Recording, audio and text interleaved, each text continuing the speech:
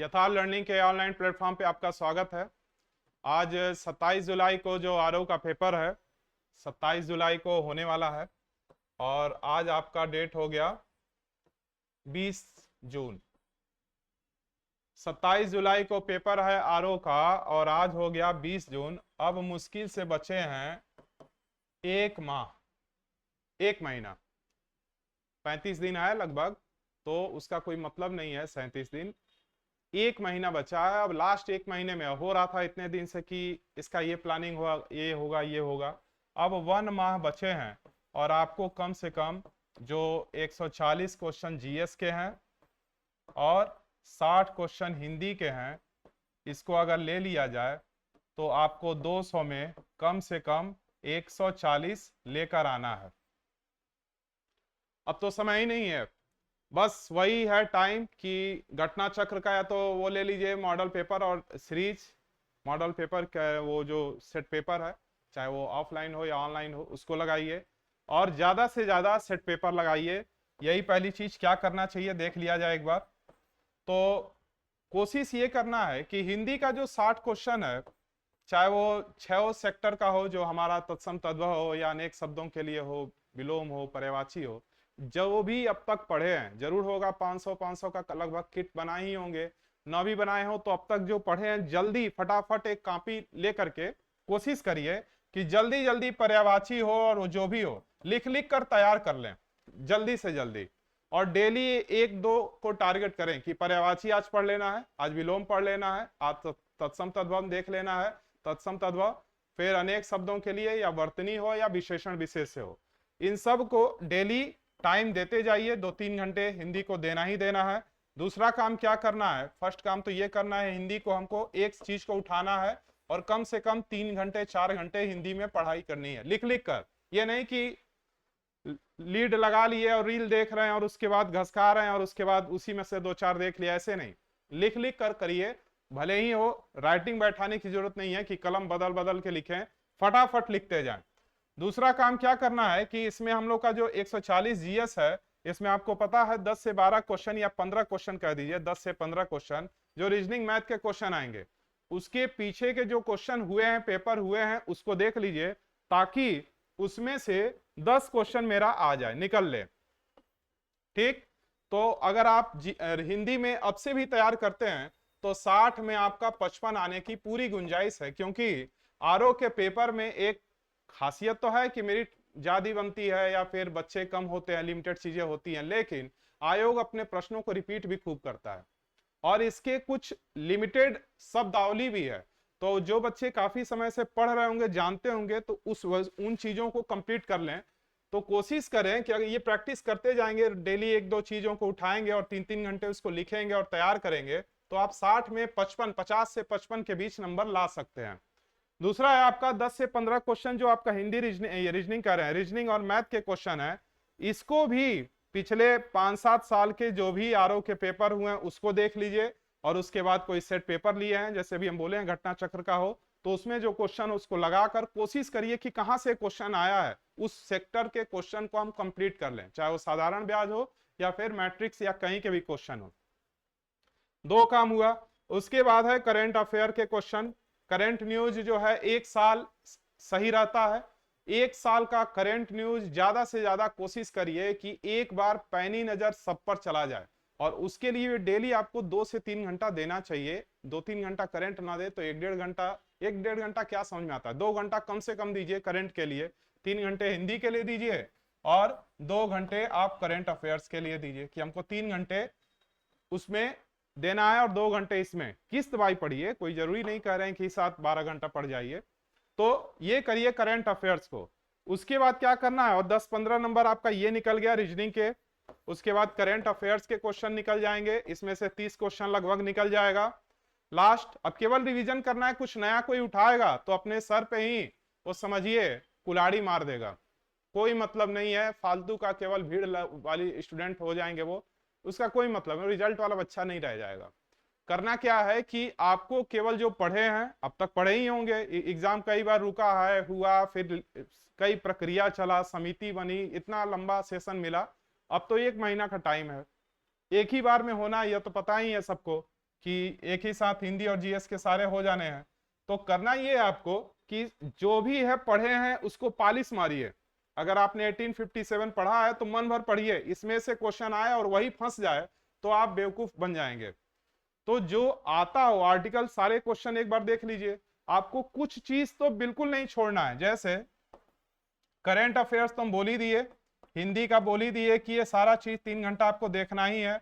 Reasoning और math का बोल ही दिए कि आपको जो पीछे के 5-7 क्वेश्चन हुए 5-7 साल के उसको देख ही लेना है। इसके अलावा क्या करना है आपको कि जो भी आपका सेट पेपर है या जो भी है आपने जीएस में पहले पढ़ा है, खास करके संविधान के आर्टिकल संशोधन, या अगर इकोनॉमिक्स में कहें तो जो पंचवर्षीय योजना हुआ, एसडीजी हुआ, क्वेश्चन देखते ही बजट हुआ, केंद्र का हो या राज्य का हो, केंद्र का भी पूछता है लेकिन राज्य सरकार वाला तो पूछेगा ही, राज्य का टोटल कल्चरल क्वेश्चन, चाहे उत्तर प्रदेश का प्रोडक्शन हो या फिर उत्तर प्रदेश से संबंधित बुंदेलखंड में कितने जिले, कुछ भी लोक कला लोक नृत्य हो, या यहाँ के कौन लेखक हैं, ये सारी चीजें।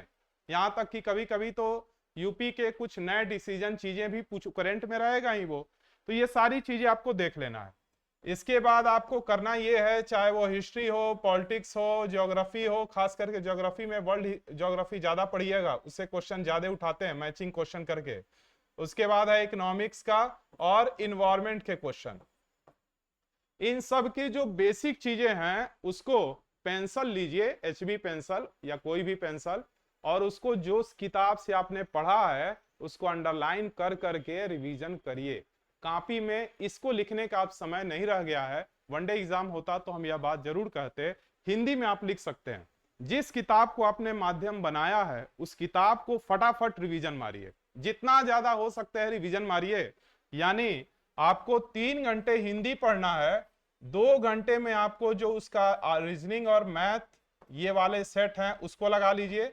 इसी में आप करंट भी देख लीजिएगा, करंट अफेयर्स 1 घंटा इसको देख लीजिए, 1 घंटा करंट भी अगर डेली देखते हैं तो रिवीजन हो जाएगा, लेकिन मन से, ये नहीं कि उसी में बीच में रील निकाल करके लगे देखने, तब तो 4 घंटा भी कहाँ जाएगा पता ही नहीं चलेगा।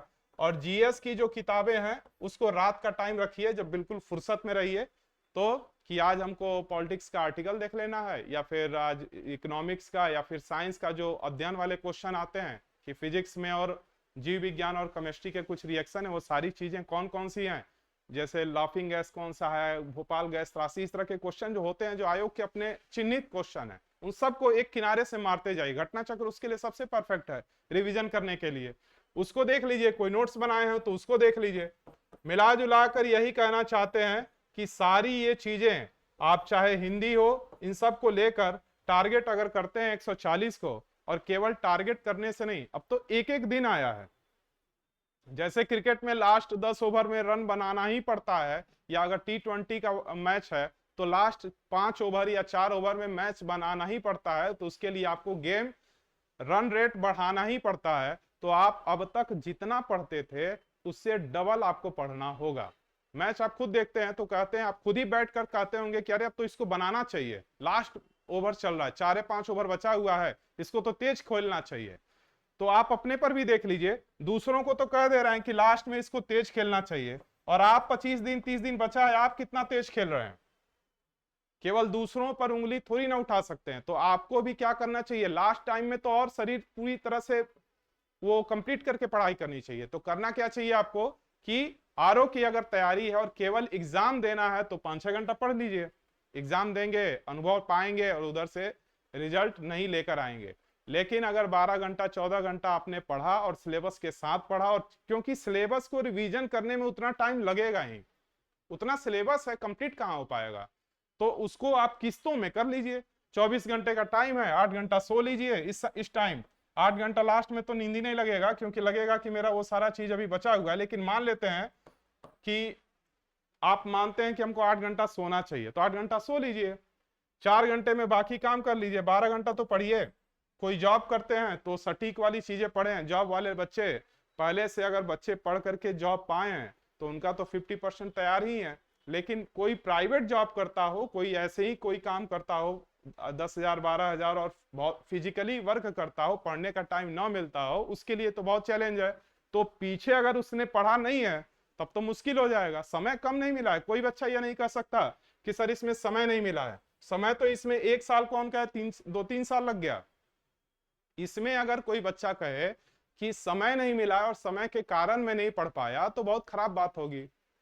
कितना लंबा सेशन मिला, और सिलेबस भी आपको पता है कि सारी चीजें वहीं से आएंगी। आपको हिंदी में पता है कि तत्सम तद्भव से आना ही है, विलोम से आना ही है, पर्यायवाची से आना ही है। 6 सेक्टर आपको हिंदी का पता है, फिर भी सेट लगा रहे हैं तो 40 से आगे बढ़ नहीं रहा, तो यानी कि आप ही बेवकूफ हैं।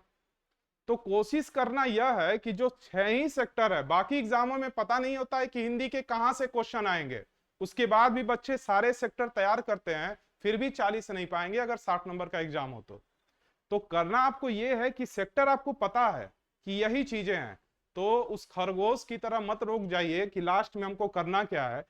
इस हिंदी को कोशिश करिए कि आप ज्यादा से ज्यादा रिवीजन करें, मैक्सिमम रिवीजन करें, तभी आपका इसमें होगा। और खास करके इसमें 3 चीजें खूब गलत होती हैं। एक आपका कठिन शब्द और विशेषण विशेष और वर्तनी, कठिन शब्द में ही वर्तनी आ जाएगा। और 2-3 चीजें इसमें, जैसे विलोम बहुत अच्छा लगता होगा कर लेने में कि हाँ ये चीजें सही हो, पर्यायवाची भी बहुत फंसता है। देखिए पर्यायवाची फंस जाता है, विशेषण विशेष ज्यादा बच्चों का, और विशेषण विशेष और इसके अलावा वर्तनी। तो उन चीजों पे काम करिए कि कैसे है, आयोग के कोई भी प्रश्न मिले, कोई भी सेट पेपर कहीं से भी कुछ भी मिले, उठा उठा कर लगाइए, मन भर लगाइए कि 3 घंटा हमको डेली देना ही है हिंदी में। हमको 50 से 55 तो लाना ही है। बच्चे ऐसे भी हैं जो 55 क्रॉस भी कर जाएंगे, लेकिन 55 तो आपको पकड़ना ही है। दूसरा है, क्योंकि अगर आप हिंदी बना लेते हैं, 10 नंबर यहां से उठा लेते हैं तो 65 ये हो गया, उसके बाद करेंट का 30 नंबर उठा लेते हैं तो आप बहुत आसान हो जाएगा। बाकी बेसिक चीजें हैं, मौर्य साम्राज्य कहीं नहीं भाग रहा, इन्वायरमेंट कहीं नहीं, इन्वायरमेंट में कुछ चीजें चेंजिंग हो रही हैं, लेकिन बाकी की सारी चीजें, आर्टिकल वैसे का वैसा है, थोड़ा बहुत संशोधन कुछ चीजों में हुआ है, तो हर एक चीज में तो करंट का रूप है, तो उतना तो करना ही पड़ेगा आपको। पीछे जो किए हैं उसको रिवीजन मारिए, ज्यादा से ज्यादा रिवीजन मारिए। हिंदी को हल्के में मत लीजिएगा कि विलोम है लास्ट में 2 दिन देख लेंगे, तो उधर से एग्जाम में भी आएंगे तो अच्छा नहीं रहेगा रिस्पॉन्स। तो इधर ही काम करिए। अब मुश्किल से 35 दिन बचा है, लास्ट टाइम में अगर आपने डेली, अब से भी, आज के दिन से भी 35 दिन डेली 10 से 12 घंटा पढ़ा, रियल में पढ़ा, तो एग्जाम के दिन, एग्जाम चाहे पेपर कैसा भी हो, आप बहुत अच्छा करके आएंगे। हो सके उसमें से बहुत सी चीजें छूट जाएं, लेकिन फिर भी आप पास हो जाएंगे, यह ध्यान रहे। कारण क्या होता है कि सारी जो चीजें पढ़ी हुई होती हैं, अगर व्यक्ति उसको रिपीट कर लेता है, और कई बार मल्टीपल रिपीट कर लेता है, तो कॉन्फिडेंस में आ जाता है, और वही कॉन्फिडेंस एग्जाम पास कराता है। तो अब ये नहीं कि 30 दिन पहले पीछे कुछ पढ़े ही नहीं और 30 दिन में तो भी फर्क पड़ जाएगा, ऐसा नहीं है कि फर्क नहीं पड़ेगा, फर्क पड़ेगा। तो इसको आपको कंप्लीट करना होगा। चलिए ठीक है।